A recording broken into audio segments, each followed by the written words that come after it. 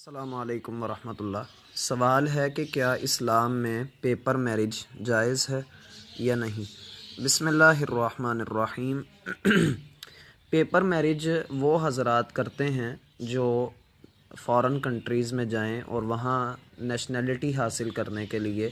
وہ صرف کاغذاتی طور پہ کسی عورت کے ساتھ نکاح کر لیتے ہیں، شادی کر لیتے ہیں، تاکہ وہاں پر ان کے ویزے کی جو ایکسٹینشن ہے وہ ان کو مزید وہاں پر رہنے کا موقع مل جائے۔ اس لحاظ سے وہ لوگ وہاں کے رولز کو فالو کرتے ہوئے یہ نکاح کرنے کی پوری کوشش کرتے ہیں، جبکہ اسلامی نظریے کے مطابق جب ہم اس کو دیکھتے ہیں تو یہ چیز اللہ رب العزت کے ہاں انتہائی قباح ہے۔ یعنی قباح اس کو ہم اس لیے کہہ سکتے ہیں کہ قباحت والی، کہ اس میں وہ نکاح کے ارکان ہی موجود نہیں جو کہ ہونے چاہیے۔ جیسے کہ اللہ سبحانہ و تعالی نے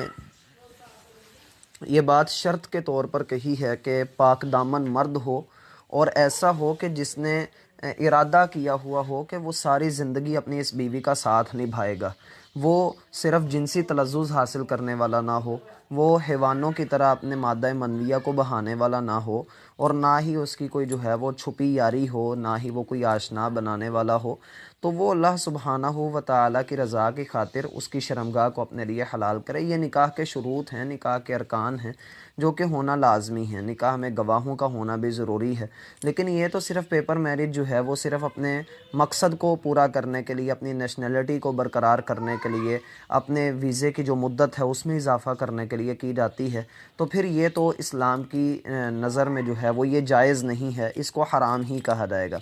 دوسری بات یہ ہے کہ باہر کے ممالک میں رہنا آیا یہ جائز بھی ہے یا نہیں؟ تو رسول اللہ صلی اللہ علیہ وسلم نے میرا بھائی اس سے منع فرمایا ہے۔ ہجرت حبشہ اور ہجرت مدینہ اسی لیے کی گئی تھیں کہ مکہ میں ان کا ایمان اور ان کا اسلام جو ہے وہ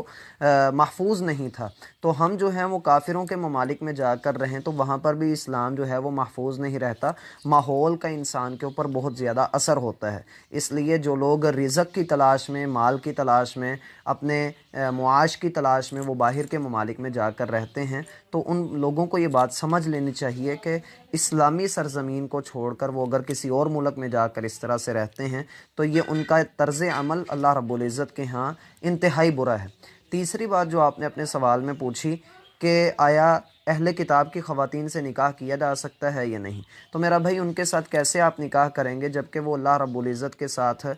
بیٹے ٹھہراتے ہیں؟ کہ نعوذ باللہ یہودی کہتے ہیں کہ عزیر اللہ کے بیٹے ہیں، اور عیسائی کہتے ہیں کہ عیسیٰ اللہ کے بیٹے ہیں، تو یہ شرک نہیں تو اور کیا ہے؟ اللہ رب العزت نے منع فرمایا ہے کہ آپ مشرکہ عورتوں کے ساتھ نکاح نہیں کریں گے، اور ایسے ہی اللہ سبحانہ و تعالی نے اہل کتاب کی ان عورتوں کے ساتھ نکاح کرنے کی اجازت دی ہے جو توحید پرست ہوں، جو توحید کو ماننے والی ہوں، جو یہ مانیں کہ اللہ سبحانہ و تعالی ایک اکیلا ہے، وحدہ لا شریک ہے، اور عیسیٰ علیہ السلام اس کے رسول ہیں، اس کے بندے ہیں، اس کا کلمہ ہے۔ لیکن آج کل پوری دنیا میں ایسے عیسائی ہمیں نہیں ملتے۔ دوسری بات یہ ہے، اللہ فرماتے ہیں کہ وہ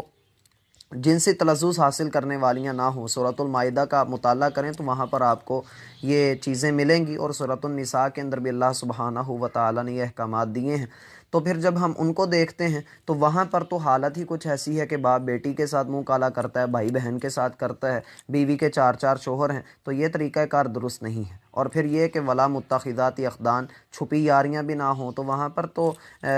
جو ہے گے سٹائل آف لائف، اور اسی طریقے سے